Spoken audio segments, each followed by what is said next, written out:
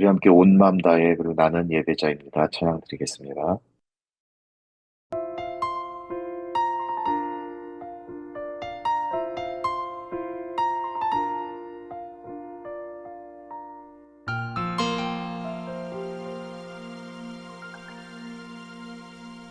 주님과 함께하는 이 고요한 시간, 주님의 보좌 앞에 내 마음을 쏟네. 모든 것 아시는 주님께 감출 것 없네. 내 맘과 정성 다해 주 바라나이다.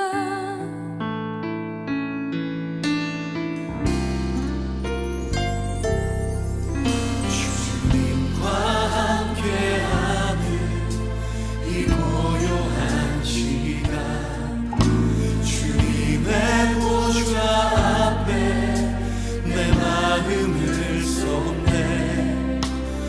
모든 것 아시는 주님께 감출 것 없네.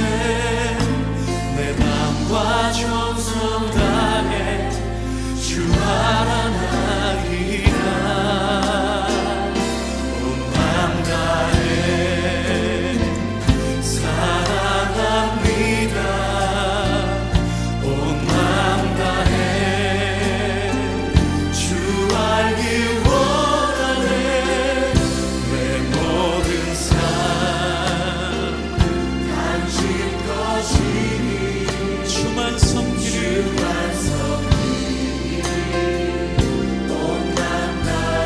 나 염려하지 않아도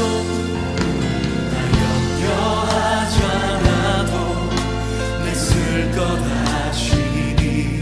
오직 주의 얼굴 구하게 하소서. 주님 해할 수 없을 때라도 감사하며 날마다 순종하며 주 따르오리라. 온 맘 다해 사랑합니다. 온 맘 다해 주 알기 원하네. 내 모든 삶 당신 것이니 주만 섬기리. 온 맘 다해 사랑합니다. 온 맘 다해 온 맘 다해 주 알기 원하네. 내 모든 오직 당신 것이니 주만 섬기리. 온 맘 다해 온 맘 다해 사랑합니다. 온 맘 다해 내 모든 삶 당신 것이니 주만 섬기리. 온 맘 다해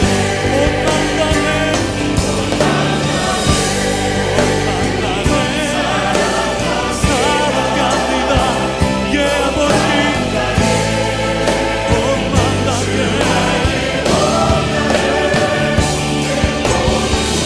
내 모든 삶 주만 섬기리.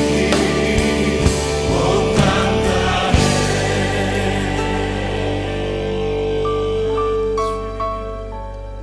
주만 섬기리. 온 맘 다해. 예 아버지. 예 아버지. 예 아버지.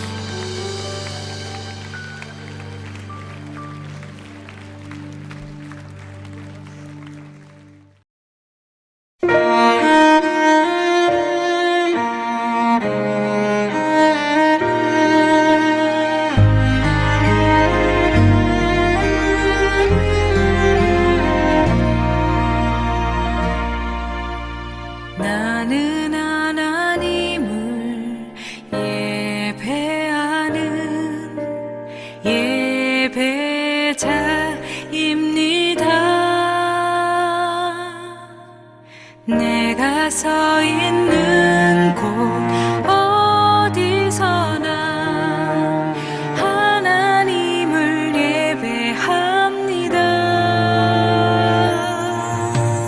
나는 하나님을 예배하는 예배자입니다.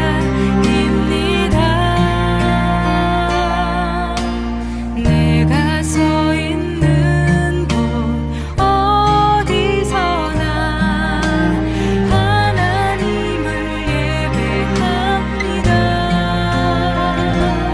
내 영혼 거룩한 은혜를 향하여 내 마음 완전한 하나님 향하여 이곳에서 바로 이 시간 하나님을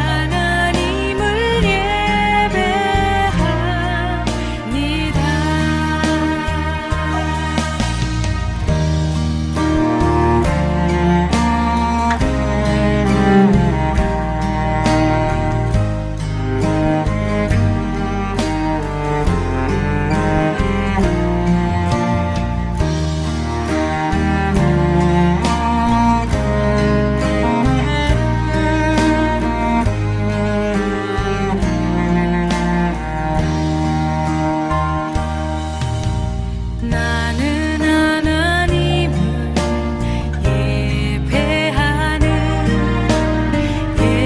예배자입니다. 내가 서 있는 곳 어디서나 하나님을 예배합니다. 내 영혼 거룩한 은혜를 향하여 내 마음 완전한 하나님 향하여 이곳에서 바로 이 시간 하나님을 예배합니다.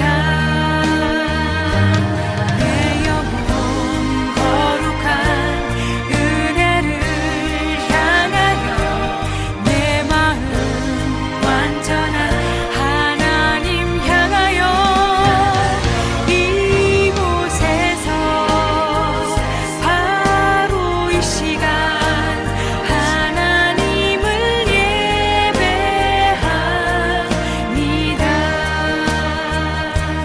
내 영혼 거룩한 은혜를 향하여 내 마음 완전한 하나님 향하여 이곳에서 바로 이 시간 하나님을 예배합니다.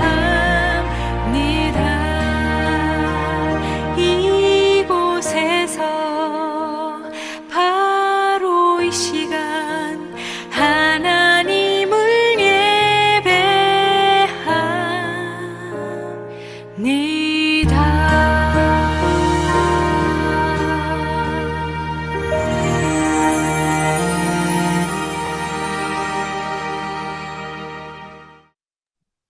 함께 기도하겠습니다. 하나님 참으로 감사합니다. 저희들 이 시간 예배의 시간으로 주님 불러주시고 주님의 은혜 가운데 살아갈 수 있도록 은혜 주신 하나님께 감사드립니다. 우리가 날마다 살아가는 모든 순간순간들이 하나님의 인도하심과 하나님의 은혜가 있음을 기억하며 오늘 예배함으로 주님 한 발자국 나아갈 수 있는 저희 좋은 친구 교회 한 영혼 될 수 있도록 하나님 인도하여 주옵소서. 말씀을 들을 때에 그 말씀 앞에 온전히 신령한 마음으로 서게 하시고 진실된 마음으로 주님 앞에 나아갈 수 있는 예배의 시간으로 주님 인도하여 주옵소서.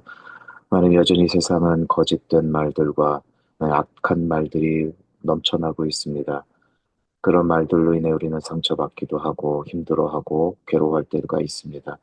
하나님 그곳에서 온전히 하나님만을 바라보며 믿음으로 이겨내게 하시고 온전히 하나님의 말씀 앞에 하나님의 말씀을 기준 삼아 살아갈 수 있는 저희 모든 성도들 될 수 있도록 하나님 인도하여 주옵소서. 그래 수없이 많은 사람들이 그것으로 인해 넘어질 때에도 우리는 말씀을 붙잡고 하나님을 붙잡고 나아갈 수 있는 저희들 모두가 될 수 있도록 하나님 인도하여 주옵소서. 우리가 예배 드릴 때에 하나님 앞에 온전히 나아가길 원합니다. 하나님의 말씀 앞에 서게 하시고 하나님의 말씀을 우리의 삶 속에 적용하며 실천하며 나아갈 수 있도록 하나님 인도하여 주옵소서. 하나님을 믿는 믿음으로 나아가게 하시고 주님께서 다시 오실 그 소망을 품게 하시고 주님께서 말씀하신 하나님을 사랑하는 것과 네 이웃을 내 몸과 같이 사랑하라는 그 말씀을 기억하며 사랑할 수 있는 우리 모두가 될 수 있도록 하나님 인도하여 주옵소서. 말씀을 나누는 자나 말씀을 듣는 자 모두에게 하나님의 은혜가 있게 하여 주시옵시고 그 말씀이 우리의 가슴 속에 새겨지며 그 말씀대로 살아가고자 애쓰고 힘쓸 수 있는 우리 모두가 될 수 있도록 하나님 인도하여 주옵소서. 예배 가운데 주님 함께 하시고 은혜로 채워주시기를 간절히 소원하며 예수님의 이름으로 기도드리옵나이다. 아멘. 이제는 주님께서 가르쳐 주신 기도로 함께 기도하겠습니다. 하늘에 계신 우리 아버지여, 이름이 거룩히 여김을 받으시오며 나라가 임하시오며 뜻이 하늘에서 이루어진 것 같이 땅에서도 이루어지이다. 오늘 우리에게 일용할 양식을 주시옵고 우리가 우리에게 죄 지은 자를 사하여 준 것 같이 우리 죄를 사하여 주시옵고 우리를 시험에 들게 하지 마시옵고 다만 악에서 구하시옵소서. 나라와 권세와 영광이 아버지께 영원히 싸움나이다. 아멘. 네, 오늘 함께 나눌 말씀은 마태복음 16장 15절 16절 말씀입니다. 네, 우리 함께 읽어보도록 하겠습니다. 이르시되 너희는 나를 누구라 하느냐? 시몬 베드로가 대답하여 이르되 주는 그리스도시요 살아계신 하나님의 아들이시니이다. 아멘. 오늘은 이동효 목사님께서 너는 나를 누구라 하느냐라는 제목으로 말씀 전해 주시겠습니다. 오늘 함께 살펴볼 하나님 말씀은 마태복음 16장 말씀입니다. 15절, 16절. 그 유명한 베드로의 신앙 고백입니다. 어, 그 예수님께서 제자들에게 너희들은 나를 누구라 하느냐? 그렇게 그 질문을 던지셨을 때 베드로가 그 유명한 신앙 고백을 하죠. 주는 그리스도시요 살아계신 하나님의 아들이십니다. 라는 이제 그 대답을 합니다. 네, 그래서 예수님한테 그 칭찬을 듣죠. 사실 이 구절은 굉장히 중요한 구절이죠. 사실 이 구절로 인해서 베드로가 이제 그 반석이라는 그러니까 베드로라는 이름을 이제 받고 그게 이제 그 반석을 교회의 터로 삼으시겠다라는 그 예수님의 약속의 말씀을 주시죠. 그래서 지금 그 로마 교회, 그 교황청, 이 천주교 가톨릭 교회는 베드로의 이 말씀에 기초해서 교회가 생겨났다고 이제 그렇게 얘기를 하고 그리고 베드로를 제1대 교황으로서 그렇게 아, 이렇게 여기는 거죠. 그만큼 이게 중요한 우리 기독교에서 중요한 구절이고 중요한 신앙 고백입니다. 어, 근데 이제 이 말씀을 예수님께서 그러니까 늘 성경 말씀이 그렇듯이 이 말씀이 누구한테 그러니까 이 질문이 너는 나이를 누구라 하느냐 이 말씀이 당시에는 예수님께서 제자들에게 하신 질문이지만 늘 그렇지 않습니까? 성경 말씀은 그 1차 독자를 떠나서 이 지금 현재 성경 말씀을 읽고 있는 우리에게 던지는 말씀이지 않습니까? 그러니까 우리에게도 묻는 말씀이죠. 너는 나를 누구라 하느냐? 예수님께서 물으신단 말인 거죠. 그 대답이 그 100점 맞은 대답이 주는 그리스도시요. 그리스도 메시아죠. 주는 그리스도시요 살아계신 하나님의 아들이라는 대답을 했단 말입니다. 그래서 사람들은 이 대답의 핵심이 그리스도라는 말과 그리고 하나님의 아들이라는 말에 주목을 합니다. 근데 오늘 저는 좀 다른 각도에서 이 베드로의 신앙 고백을, 우리들의 신앙 고백을 한번 살펴볼까 하는데요. 이게 뭐냐면은 저는 이 신앙 고백에서 중요한 말은 그러니까 뭐 살아계신 하나님의 아들 이 말이 아니라 오히려 이 주라는 말, 주는 그리스도시요, 주는 하나님의 아들이시다. 이 주라는 말에 좀 그 포커스를 맞춰 보고 싶습니다. 어, 왜냐하면 왜냐하면 이 그러니까 신약 성경에 헬라어로 쓰여졌는데 헬라어로 보게 되면은 이 주라는 말이, 그러니까 이 구절에서는 마태복음 16장 16절에 쓰여져 있는 이 구절에서는 이 주라는 말은 사실 그 헬라어로는 주라는 말이 아니에요. 단지 그 이제 너희라는 말로 번역이 되어 있습니다. 그래서 헬라어로는 그러니까 쉬라는 수라는 말로. 그러니까 당신은 그리스도시요 당신은 살아계신 하나님의 아들입니다. 그런 말로 이렇게 그 원어로는 쓰여져 있습니다. 근데 왜 우리 한글 개역 개정에서 당신은이라고는 안 하고 왜 주는 그리스도시요 살아계신 하나님의 아들입니다. 이렇게 번역을 했느냐 하면은 그 신약 성경 전반에 걸쳐서 그 신약 기자들이 그 예수님을 주님이라고 합니다. 주님이라고. 그러니까 그러니까 신약성의 헬라어로는 퀴리오스죠. 퀴리오스. 그러니까 퀴리오스라고 예수님을 항상 주님, 퀴리오스로 호칭을 합니다. 그래서 이 개역 개정 번역하시는 분도 여기서 이 당신은 예수님이니까 이 예수님이 신약성경에서 늘 이 퀴리오스 주님이라고 번역이 됐으니까 여기서도 자연스럽게 주는 그리스도시요 살아계신 하나님의 아들입니다. 이렇게 하는 거죠. 근데 요즘 나오는 성경, 뭐 세번역이라든지, 뭐 표준 세번역 이런 거 찾아보게 되면 제가 찾아봤는데 여기서는 그렇게 번역 안 돼 있어요. 이게 주는 아니라 선생님은 혹은 당신은 이렇게 번역이 되어 있더라고. 요즘 우리나라 성경들도. 음. 어쨌든. 근데 이게 왜 중요하냐면은 예수님을 퀴리오스, 이 주님이라고 우리가 부르고, 그렇게 우리가 호칭을 하고 하는 게, 그게, 거기에 대해서 제가 왜 포커스를 맞추고 싶냐면은, 이 주라는 말이 뜻하는 그 바 때문에 그렇습니다. 그러니까, 이 주라는 말은 헬라어로 퀴리오스라는 말인데 헬라어 퀴리오스는 그게 그 퀴로스라는 말이 일종의 뭐 권력이라든지 뭐 힘 이런 말인데 여기서 나온 말이거든요. 퀴리오스라는 말이. 그러니까 이 말은 사실은 뭐 권력자라든지 지배자, 뭐 메스터, 뭐 주인님, 그러니까 주님인 거죠.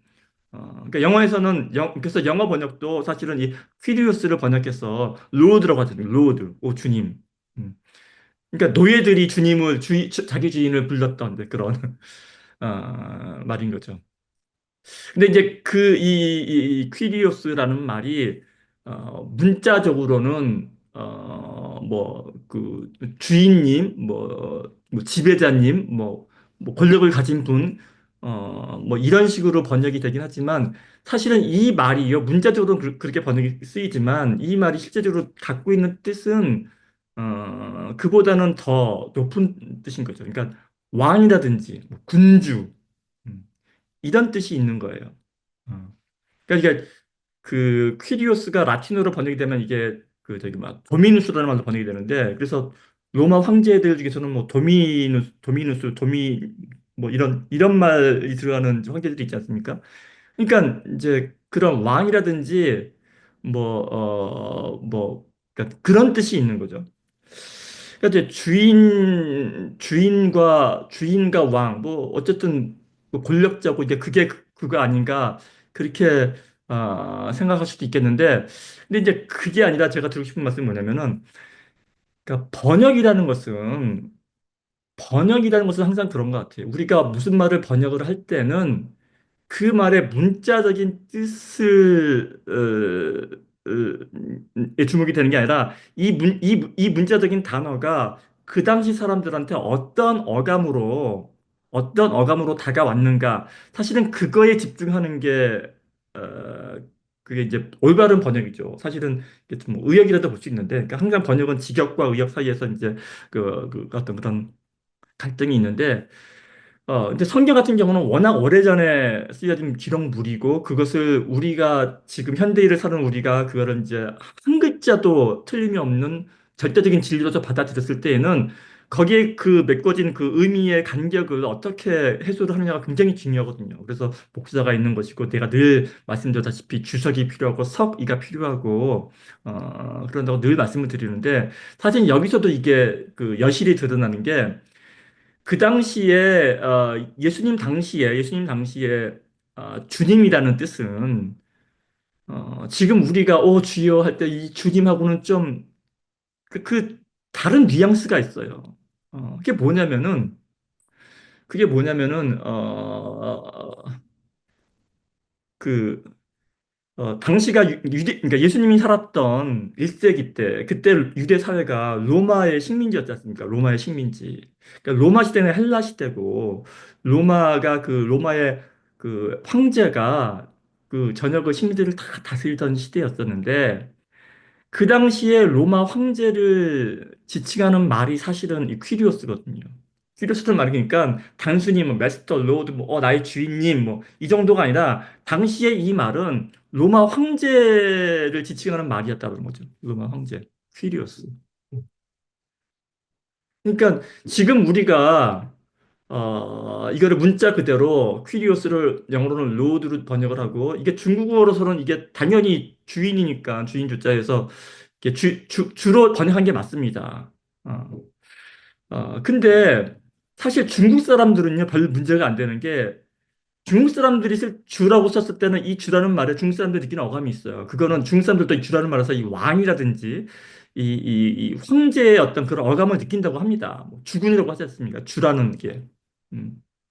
근데 이제 우리나라로 오게 되면 사실 우리나라에서 이 주라는 말은 그 말 속에서 뭐 어떤 권력자라든지 뭐 왕이라든지 어떤 그런 위험을 갖췄던 그런 모습은 사실 찾아보기가 힘들거든요.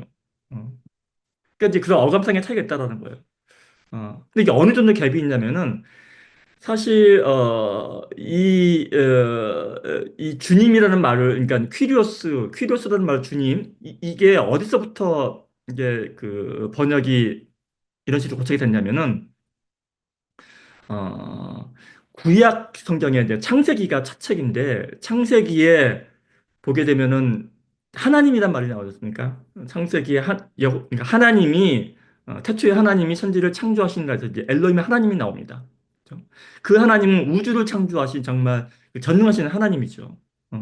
그래서 그 하나님을 창세기 기자는 이제 창세기 2장에 가게 되면은 그 하나님을 여호와 하나님이라고 따로 붙입니다. 여호와 하나님.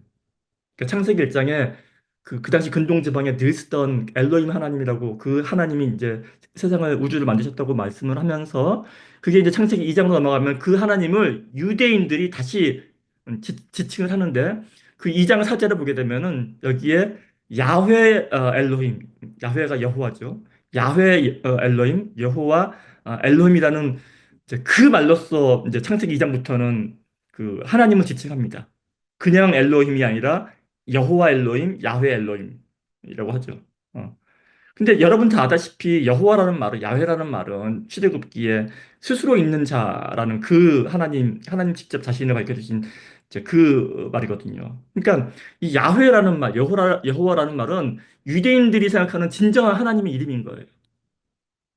그러니까 하나님인 겁니다. 온 뒤에 창조주이신 정말 전능하신 그 어떤 저기 뭐 신성 사문자 그 여호와라는 발음도 못하죠. 그 네 글자로 이루어 밖에는 지칭할 수 없는 그 하나님인 거죠. 감히 발음조차도 못했던 그 하나님이 여호와 하나님입니다. 우리 한글 성경에는 창세기 1장에는 늘 이제 하나님이 가랐을 때 하나님이 말씀하시고 하나님이 참 이렇게 나가다가도 창세기 2장 사제 후반부에 가게 되면 주 하나님이라고 나옵니다. 우리나라 성경에서도. 그때 주 하나님이 그 야훼 엘로힘을 번역한 게 주 하나님이거든요. 그러니까 구약 성경에 우리가 흔히 보는 주 하나님은 사실은 야훼 엘로힘, 여호와 엘로힘을 번역한 거예요. 근데 이게 왜 주 하나님이 됐냐면은 이 히브리 성경을 유대인들이 보던 히브리 성경을 최초로 그 당시 국제 공용어였던 이 헬라어로 번역한 그게 그 70인역이거든요.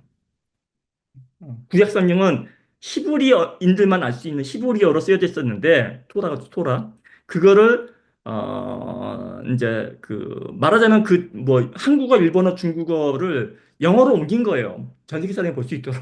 그 작업을 한 게 70인역이고 이 70인역이 왜 중요하냐면은 사실은 신약 시대에 이스라엘 사람들, 유대인들은 히브리어를 다 까먹었었는데 디아스포라를 거치면서 이 사람들이 예수님을 비롯한 예수님의 세대들이죠. 이 사람들이 구약을 사실은 70인 역으로 읽거든요. 그래서 신약 성경에 인용된 구약의 문구들은 다 이 70인 역에서 따온 겁니다. 그래서 70인 역이 중요합니다. 근데 이 70인 역에서 창세기 1장, 2장을 번역할 때, 특히 2장, 4절을 번역할 때, 이 야훼 엘로힘, 여호와 엘로힘을, 어, 거기서 이 야훼라는 말을, 그를 퀴리오스로 번역을 해요. 퀴리오스로 번역을 합니다. 아, 그래서 이제 그 주라는 말이 퀴리오스라는 말로 이제 고착이 된 거죠. 어. 근데 사실, 이 헬라어에도 왕이라든지 뭐 황제 이런 것 뜻하는 단어가 있거든요. 헬라어로 그 왕이라든지 이 왕을 뜻하는 단어는 바실레우스라는 말이 있습니다. 어, 헬라어로 왕국은 바실레이아라고 하는데 이 바실레이아를 통치하는 그 킹을 바실레우스라는 말이 따로 있어요. 근데 굳이 그 70인역을 번역한 헬라어로 번역한 그 당시 헬라 기자들은 그 바실레우스라는 말 대신에 굳이 퀴리오스라는 그 단어를 선택해서 이 야훼 엘로힘 말을 번역했다라는 거죠. 그 말은 뭐냐면은 그 당시 사람들은 알고 있었다라는 거예요. 이 퀴리오스 그 당시 로마 그 헬라 시대의 가장 으뜸인 사람을 지칭하는 말이 사실은 퀴리오스라는 말인 거죠. 퀴리오스라는 말. 그 당시 통용한 누구나가 퀴리오스 그러면은 로마 황제 전 세계를 다스리는 사람 이라는 거죠. 그러니까 주님이라는 그 말이 문자적으로는 맞습니다. 그 뜻도 있거든요. 당시 헬라 시대에도 그 퀴리오스라는 말은 그냥 주인인 거예요. 그냥 뭐 메스터, 로드라는 말도 쓰여요. 그러나 그 당시에 황제가 그 말을 자기를 퀴리오스로 부르기를 원했고, 그리고 그 말이 그 당시 사람한테는 오히려 더 황제를 지칭하는 말로 쓰였기 때문에 그렇게 번역을 했다라는 거죠. 그러니까 이런 겁니다. 예를 들어서 그러니까 단어 뜻을 보자면은 제가 이거를 어떻게 설명을 할까 고민을 하다가 이런 생각이 들더라고요. 어, 그 서기라는 말이 있습니다. 서기라는 말은 책사장에다가 글자서에다가 그 기록기해서 서기라는 말은 그 기록하는 사람이지 않습니까? 서기. 어, 서기라는 말은 단순히 뭐 이렇게 기록하고 행정 처리를 하는 사람인데 문자적인 뜻은 그렇죠. 근데 이제 이 말이 공산주의 뭐 북한이라든지 중국 이쪽으로 가서 쓰이게 되면 단순히 글자를 기록하는 사람이 아니라 사실은 그 높은 당원이 되는 거고 서기장 그러면 서기 중에서도 으뜸인 사람이지 않습니까? 그러면 아무리 뭐 높아봤자 서기장 그러면 우리 같은 이제 사회에서는 뭐 총무라든지 뭐 이런 식으로밖에 생각이 안 될 텐데 근데 공산주의 그 문화권에서는 서기장이 어떤 의미로 다가오냐면은 그 사람이 그 저기 뭐야 그 모택동이고 김일성이고 주석이고 그런 거예요. 전혀 다른 거죠. 서기장 그러면 당서기 그러면은 막 사시나무 떨듯이 떨어야 되는데 그런 거죠. 근데 거기 뭐 완벽히 매치되는 그런 뭐 비유는 아닐지라도 퀴리오스라는 말도 그렇다라는 거죠. 그냥 순순히 거기 그 말 안에는 분명히 메스터라든지 로드라든지 뭐 주인이라는 뜻도 있지만 그러나 이 말이 가지고 있는 그 당시에 가지고 있는 위력은 이게 그 정말 나는 새도 떨어뜨릴 수 있는 그 권력을 지닌 로마 황제가 자기를 지칭하기를 하기를 원하는 그 말로 쓰였던 그런 단어라는 거죠. 근데 내가 좀 더 이제 배경 설명을 드리자면은 이게 또 왜 중요하냐면은 지금 마태복음 16장에 예수님께서 제자들에게 너는 나를 누구라 하느냐라고 질문하시지 않습니까? 그리고 거기서 베드로가 주님은 이제 그리스도시요 살아계신 하나님의 아들이시라는 신앙 고백을 했던 이 본문이 이 사건이 이 일이 어디서 일어났냐면은 그게 그 마태복음 그 16장 같은 장 그 13절을 보게 되면은 이제 예수께서 빌립보 가이사라 지방의 이름에 제자들에게 물어 이르시되 이렇게 물어본다는 거죠. 그러니까 이 질문은요. 그 질문을 물어보신 그 장소가 그 가이사라 빌립보, 그러니까 빌립보 가이사라라는 그런 그 지역에 있을 때 일어난 사건이라는 거예요. 어. 이게 왜 이게 별거 아닌 것 같지만 이게 왜 의미가 있냐면은 사실 가이사랴 빌립보라는 도시 때문에 그렇습니다. 어, 어. 그러니까 이 가이사랴 빌립보라는 말은 사실 여기 쓸 수 있는 가이사라는 말이 사실은 케이사르, 카이사, 뭐 그러니까 시저, 그러니까 이게 로마 황제를 뜻하는 말이거든요. 그래서 이 도시가 생긴 유래가 찾아보니까 그렇더라고요. 그 시저의 양아들이죠. 옥타비아누스, 아우구스투스라고죠. 그 옥타비아누스가 그 헤롯 대왕과의 친분 때문에 헤롯 대왕에게 그 땅을 선물을 해요.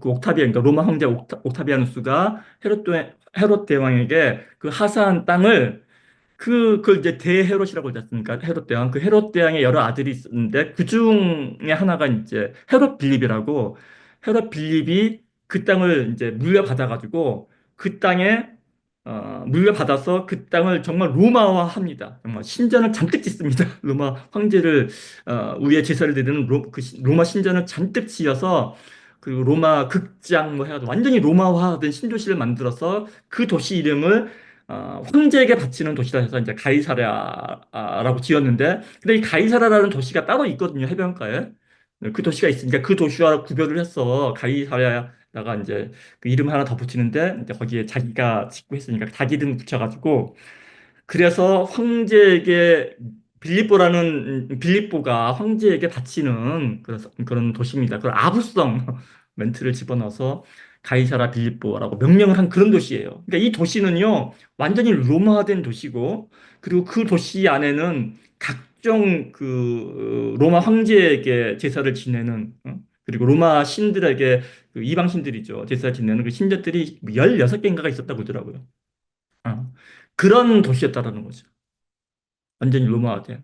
근데 그 도시 한복판에서 그 신전들이 세워져 있고 다 이 로마의 황제를 저기 퀴리오스 주님이라고 부르는 그 불러야만 하는 그 도시 한복판에서 예수님께서 제자들에게 물어보시는 거죠. 너는 나를 누구로 하느냐. 그때 나온 베드로의 대답이 퀴리오스는 네로 황제가 아니라 그 당시 황제가 아니라 바로 당신이 바로 주님이 퀴리오스고 그 주님이 그리스도시고 그 주님이 살아계신 하나님의 아들이라는 그 신앙 고백이라는 거죠. 그러니까 지금 여기서 우리가 단순히 이렇게 읽는 그냥 주는 이런 거랑 좀 다르다라는 거죠. 그 정도의 어떤 무게감이 있는 신앙 고백이라는 거죠. 이 로마가 그 큰 제국을 운영할 수 있었던 비결은 뭐 여러 가지가 있는데 그중에 가장 큰 그 비결 중에 하나는 뭐냐면은 로마가 그러니까 각 지방에 대해서 굉장히 관대한 정책을 그러니까 각 그 민족들, 각 나라, 그러니까 식민지들이죠. 그 각 나라, 각 민족들의 문화에 대해서 굉장히 관대한 정책을 폈습니다. 그래서 세금만 잘 내고 그리고 특별한 말썽만 안 일으키면은 사실 내가 너희들 이제 외적으로부터 보호해주고 이런 팍스 로마나를 실현을 한 그 정책을 했기 때문에 로마가 그렇게 클 수 있었다고 그러더라고요. 팍스 로마나. 근데 그 팍스 로마나를 그 당시 그 지역 주민들에게 그렇게 그 지역 주민의 종교와 문화에 반대했던 그 로마가 단 한 가지만 저기 뭐야 그러니까 이렇게 하지 않았던 그러니까 유일하게 내건 조건이 하나 있습니다. 그 관대했던 팍스 로마나 정책을 실시했던 로마 제국이 유일하게 내건 조건 하나가 단지 뭐냐면은 로마 황제를 그 황제가 주님이다. 그거 하나만 니네들이 억셉트하게 되면은 뭐 별타 차이 하지 않겠다. 로마 황제를 퀴리오스라 불러라. 그리고 그 퀴리오스가 곧 사실은 아까 제가 말씀드렸다시피 여호와인 거죠. 야훼인 거죠. 엘로힘인 거죠. 신인 거죠, 신. 그것만 인정해라. 그러면은 나머지는 다 눈 감아주겠다. 그 정책을 내건 로마 그리고 그 로마의 문화가 그 로마를 가장 잘 로마를 위해 지어진 도시가 가이사라 빌립보 그 한가운데서 예수님께서는 그 베드로는 당당하게 퀴리오스는 바로 당신입니다라고 이제 그 선포를 하는 거죠. 그런 정도의 무게감이 있다라는 겁니다. 예. 그래서 이제 그 점을 좀 주의해서 그 점을 생각하면서 좀 봤으면 좋겠고 또 한 가지는 뭐냐면은 그 주님은 그리스도시요 살아계신 하나님의 아들이라는 그 나중 고백이죠. 그리스도 주님이 그리스도이십니다. 그래서 사실은 예수님은 그리스도인 거죠. 우리가 믿는 종교가 기독교인 게 우리가 믿는 기도가 예수교가 아니고 우리가 믿는 종교가 기독교인 게 기독이라는 그죠? 기독이라는 말이 그리스도라는 말의 그 한자어지 않습니까? 그 크리스토스가 중국어로 기리사독으로 번역이 되고 이게 이제 두 글자로 줄여지면서 기독이 됐는데 그러니까 기독교는요 사실 기독교는 예수님을 믿는 종교가 아니에요. 예수님을 믿는 종교가 아니라 그 2000년 전에 팔레스타인 땅에서 살아간 여러 가지 일을 겪으신 그 예수라는 젊은이가 곧 그리스도다. 예수가 그리스도라는 신앙 고백을 하는 종교가 기독교인 거죠.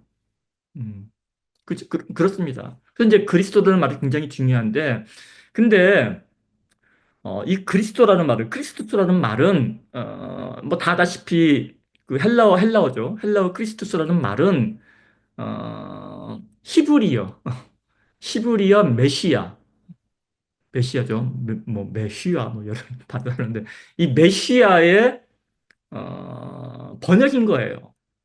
메시아라는 말이 기름 부은 자라는 뜻이지 않습니까? 그 기름 부은 자라는 말의 의미를 가진 헬라어가 크리스토스라는 말이 겁니다. 영어로는 어노인티드라고 그러죠. 어노인티드. 메시아가 어노인티드나 기름 부음을 받았다라는 거죠. 그 뜻 별거 아닙니다. 그러니까 이런 거죠. 예수 기름 부은 자.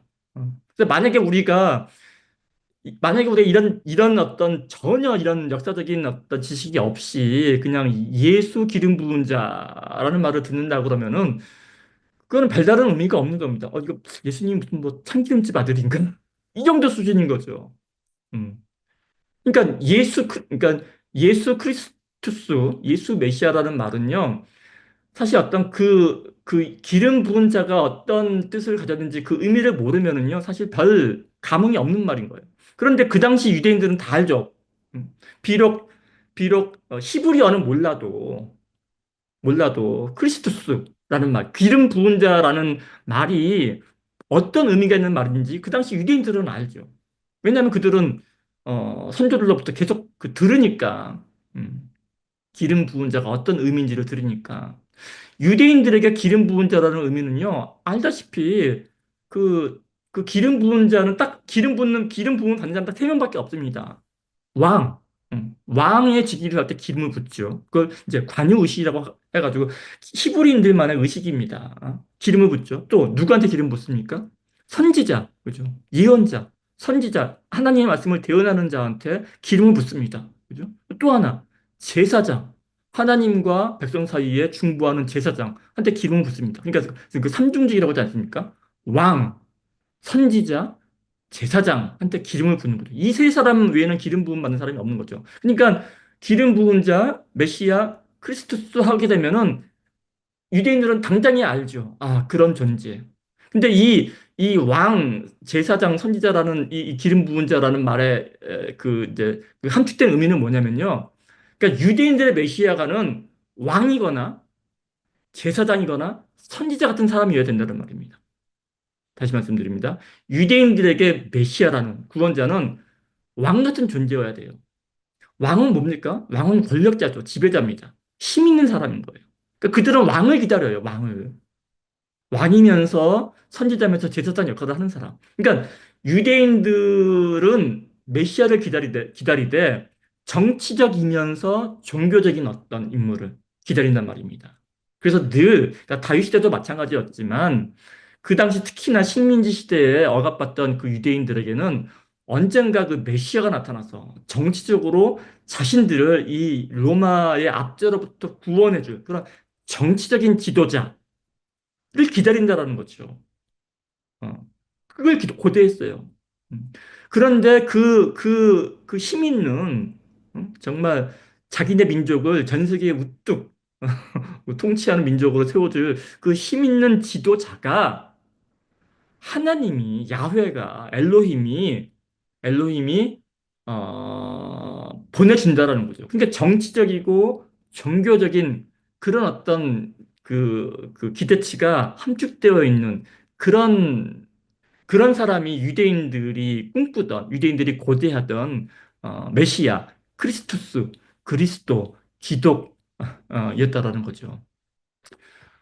그게 또 이제 그 주님이었던 거고. 그런데 이제 여기서 이제 중요한 갈림길이 생각합니다. 그런데 어떻습니까? 예수님은요, 서서히 밝혀지는 거긴 하지만 예수님은 전혀 정치적인 메시아가 아니었죠. 음.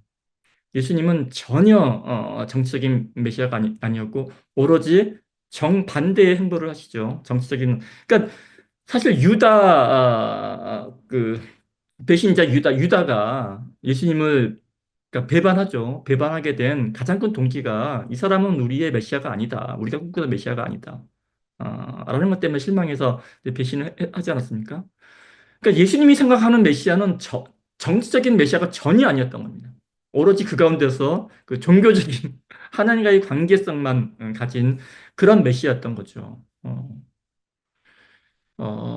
사실 이 부분에서 유대교와 그리스도가 갈리는 겁니다. 유대교는 아직까지 그 정치적인 메시아를 기다리죠. 아직까지 팔레스타인에서 해방을 꿈꾸고 자기네 민족이 이 땅 가운데서 정말 그 선민으로서 우뚝 서기를 원하죠. 아직도 그 지도자를 꿈꿉니다. 그러니까 유대교인 거죠. 그러나 예수님의 가르침, 예수님의 메시아가는 그게 아니었던 거죠. 그 메시아관을 뒤늦게나마 깨닫게 된 제자들, 그리고 그 제자들이 깨달은 바를 더욱더 선명하게 깨닫게 된 바울에 의해서 사실은 이 유대교의 메시아관을 가진 그죠? 이 메시아교죠.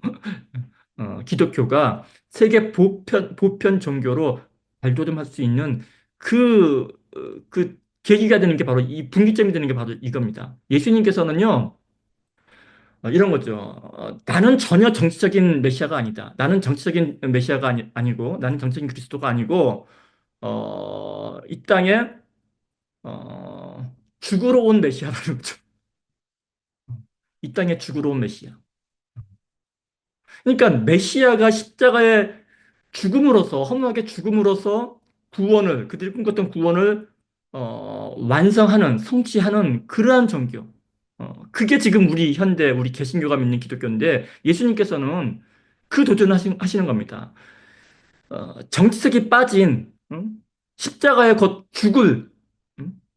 아무것도 아무런 변화를 못 일으키는 저 로마 제국을 무너뜨릴 생각이 전혀 없는 그 그리스도, 그 메시아, 그 그리스도를 너희는 믿을 준비가 되어 있느냐? 너는 나이를 누구냐 했을 때. 근데 이때 베드로의 대답은요, 사실은 이때 베드로는 아직까지 유대인이었지 않습니까? 이때 베드로는 아직까지 유대인이었어요. 그러니까 그래서 이때 자기는 비록 주는 그리스도시요라고 고백은 했지만 그때의 베드로의 고백에는 주님은 보니까 기적도 행하시고 뭐 해서 우리 유대인들이 기다려왔던 당신은 힘 있는 정치적인 구세주이시자 종교적인 구세주 그분이십니다. 그 고백을 하는 거예요. 음. 나중에 이게 뒤바뀌죠. 베드로도 이게 바뀝니다. 어쨌든 간에 그래서 지금 주는 그리스도 시효했었을 때 이 그리스도 예수님께서는 사실 더 깊은 가운데 우리한테 오늘날 성경을 읽는 우리에게 그 질문을 새롭게 던지시는 것 같아요. 제 생각에는. 너희가 정말 십자가에 죽어 매달리는 그 그리스도, 그 메시아를 받아들일 준비가 되어 있느냐. 그러니까 유대인들로서는 그 당시 베드로를 포함한 유대인들로서는 도저히 납득할 수 없는, 받아들일 수 없는, 인정할 수 없는 메시아관입니다. 이 예수님의 생각이. 그래서 어떻게 해요? 예수님께서 끊임없이 뭘 요청하시냐면요. 회개를 요청하십니다. 또 예수님의 첫 일성이 회개하라 천국이 가까이 왔느냐. 천국은 구원이거든요. 회개하라. 회개하라. 그러면 천국이 가까이 온다는 거죠. 회개하면 네가 구원을 그때서야 회개한 다음 회개를 해야만 구원이 어슴푸레 보일 것이다. 그 뜻이거든요. 회개하라 천국이 가까이 왔느니라. 구원을 준다는 것도 아니고 네가 회개를 하게 되면은 이제 구원이 어슴푸레하게 참된 구원이 뭔지 보이게 될 것이다. 그건데, 그럼 여기서 이 회개하라는 게 뭐냐는 거죠. 그래서 이 회개가 메타노이아지, 메타노이아, 회개하라. 어. 그럼 회개는 우리는 보통 죄를 뉘우침, 반성해서 지은 죄를 정말 뉘우치고 반성하고 돌이켜서 예수님을 믿으면 구원 얻는다. 이렇게 이제 그것도 틀린 말은 아닙니다. 그게 맞는 말인데, 어, 그런 뜻보다는 여기서 제가 드린 설명, 유대인의 메시아관으로서는 도저히 받아들일 수 없는 그 예수님의 그 메시아관을 어떻게 하면 받아들일 수 있냐면은 사실은 메타노이아를 했을 때 사실은 그 예수님의 메시지를 받아들일 수 있다라는 거죠. 그 메시아관을 받아들일 수 있다라는 거예요. 그게 뭐냐면 메타노이아, 메타라는 말이 뛰어넘는 거죠. 초월하는 거죠. 노이아라는 말이 어떤 개념, 어떤 생각, 가치관. 사실은 이거 사고의 틀인 거예요. 말하자면 이게 가치관이니까 사실은 뭐 구원에 대한 가치관, 구원관이 될 수도 있죠. 어. 그러니까 구원관을 바꾸라는 소리죠. 그러니까 구원관을 유대인으로서의 구원관을 바꾸지 아니하면은 사실은 참된 구원을 너희들이 받아들일 수 없다라는 뜻도 답니다. 음. 그렇게 생각해 볼 수 있다라는 거죠. 음. 그러니까 우리가 그러니까 회개라는 말을 마치 주님이라는 말을 음, 뭐 여러모로 우리가 생각을 해봤을 때 우리의 그 사고가 확장되는 것처럼 이 메타노이아 회개라는 말을 여러 각도에서 우리가 생각해보고 해봤을 때 사실 성경이 더 넓게 더 깊게 다가올 수 있다는 거죠. 그래서 이 회개하라 천국이 가까이 왔다라는 말도 사실은 더 넓고 더 길게 더 깊게 우리가 생각해 볼 수 있다는 거죠. 그러니까 결국은 뭐냐면은 구원의 시작이라는 거예요. 구원의 시작. 너는 나를 누구라 하느냐 했었을 때 그때 이 신앙 고백을 통해서 구원이 시작된다라는 거죠. 음. 어,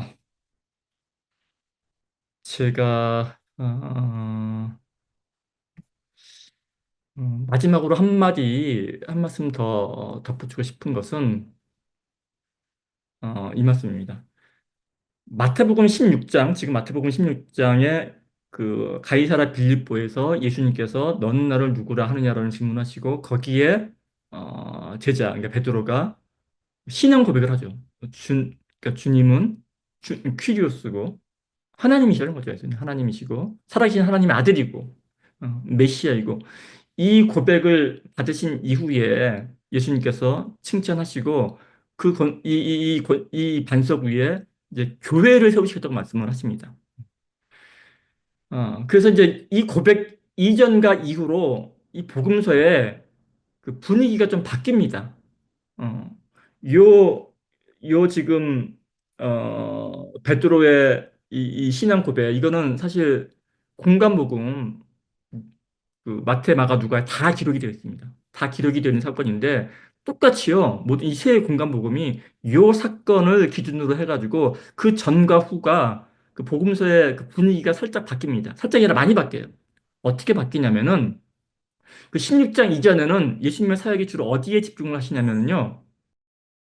16장 이전에는 예수님의 사역이 주로 어디에 집중을 하시냐면은 기적입니다. 기적. 그러니까 백성들의 필요를 채워주는 그런 기적을 많이 일으키시죠. 병든 자를 고쳐주시기도 하고요. 그다음에 뭐그 배고픈 자를 먹이시기도 하고 그리고 막 아픈 자를 막 눈먼 자 눈뜨게 하고 막 이런 이적 사역에 집중을 하세요.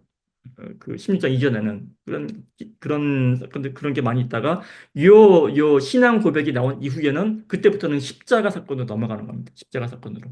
그래서 이제 그리스도인이 그 신앙 고백을 받으신 이후에는 어, 예수님의 이제 예루살렘 올라가시고 그 이후에 많은 논쟁도 하시고 그 좀 색깔이 바뀌는 거죠. 그게 뭐냐면요. 우리가 예수님을 퀴리오스, 어, 그리고 그리스도, 예수님을 그 하나님으로, 예수님을 살아계신 하나님의 아들로 고백하는 순간 우리는 예수님을 믿고 따라야 하는 존재가 되는 거예요. 다시 말씀드립니다. 그 전에 예수님은 우리의 필요를 채워주는 존재였다면은, 그 전에 예수님께서 뭐 빵도 만들어 주시고 병도 고쳐 주시고 우리의 어떤 필요를 채워 주시는 분이었다고 했다면은, 신앙 고백이 있은 이후에는 이제는 우리가 그 예수님을 하나님으로서, 음, 그분의 말씀을 믿고 따라야 하는 그러한 존재로 바뀐다라는 거죠. 순종의 대상이 되고, 그리고 그 예수님이 그 주님이 주는 그 평안함을 우리가 누리는, 그러니까 평안의 원천이 되는 그런 존재로 바뀐다라는 거죠. 그러니까 예수님께서 나를 따르라 하셨을 때, 그때 이 나를 따르라는 그 예수님 말씀은 여러 가지 의미로 생각해 볼 수 있지만, 나의 가르침을 따르라, 그리고 나를 따라서 하나님의 나라로, 하나님 속으로 가자. 그런 말씀도 될 수 있고, 그리고 나를 따르라는 말은요, 너희를 떠나라는 소리입니다. 너희를 떠나서 나를 따르라는 거죠. 그게 뭡니까? 너희의 자아를 떠나라는 거죠.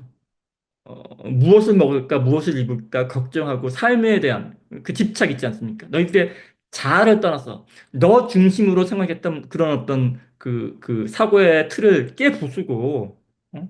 너를 부수고 너의 자아의 틀을 부수고 너 중심의 세상을 떠나서 나를 따르라. 나를 따라서 어디로요? 하나님 속으로, 하나님 나라 속으로.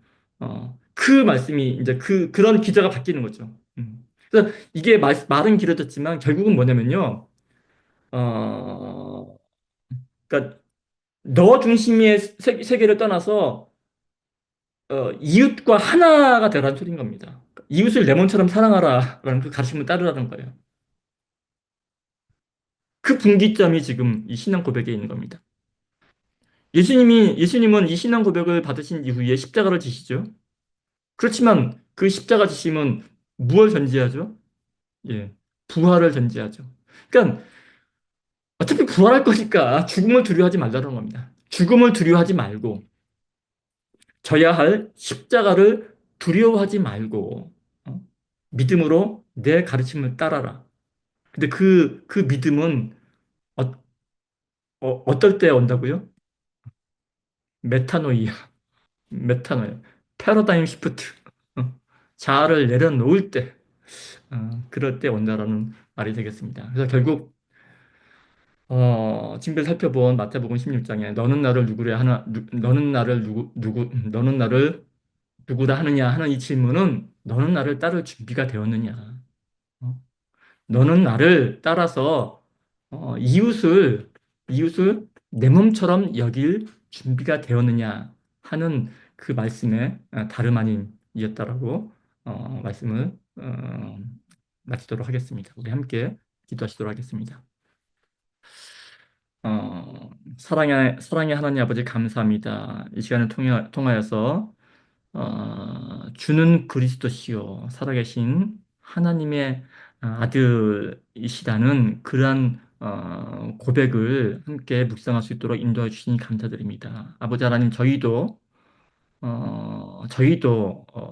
베드로처럼, 저희도 예수님의 제자들처럼 예수님을 주님으로, 또 그리스도로서, 또 하나님의 아들로서, 또 예수님의 메시아 되심을 믿고 따라야 될 존재로서 받아들이고 섬길 수 있는 그런 고백을 저희들 마음속 깊은 가운데서 기쁨으로 향할 수 있는 그런 존재들 되어주시도록 주께서 인도하여 주시옵소서. 감사를 드리며 이 모든 말씀을 귀하신 예수님 이름으로 기도합니다. 아멘.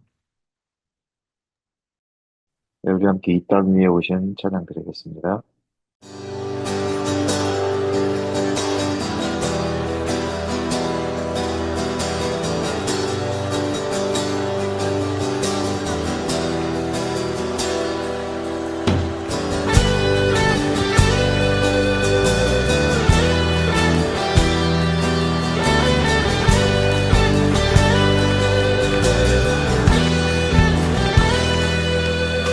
이 땅 위에 오신 채 십자가에 달리사 우리 죄 사하셨네. 하나님이 그를 지극히 높여 모든 이름 위에 뛰어난 이름을 주사 우리 예수 이름 앞에 절하고 모든 입이 주를 신해. 영광 중에 오실 주를 보리라. 다같이 선포해 왕께 만세.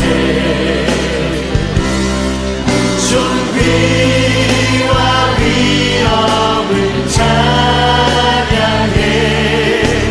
왕의 왕께 만세. 주 예수 하나님.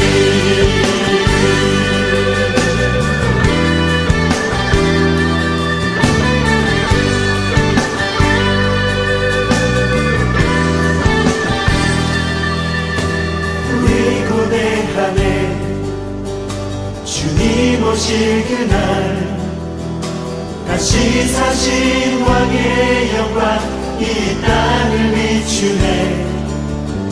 사단의 권세는 주 앞에 무너져 생명과 진리의 주권 새가 잠겼도다. 우리 예수 이름 앞에 절하고 모든 입이 주를 신해. 영광 중에 오실 주를 보리라. 선포해 왕께 만세. 존귀와 위엄을 찬양해. 왕의 왕께 만세. 주 예수 하나님. 주 하나님. 왕께 만세. 존귀와 위엄을 찬양해. 왕의 왕께 만세. 주 예수 하나님. 주 예수 하나님. 주 예수 주 하나님.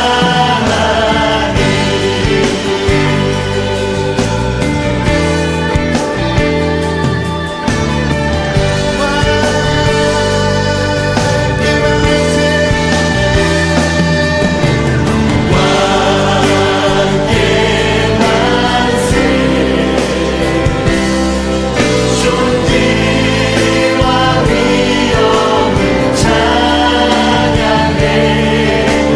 왕의 왕께 만세. 주 예수 하나님. 네, 이동현 목사님 축도해 주시겠습니다. 이제는 우리 주 예수 그리스도의 은혜와 하나님 아버지의 사랑하심과 성령 하나님의 교제케 하심이 이렇게 함께 모여 예배하는 우리 좋은 친구 교회 공동체 위에 이제로부터 영원토록 함께 있을지어다. 아멘.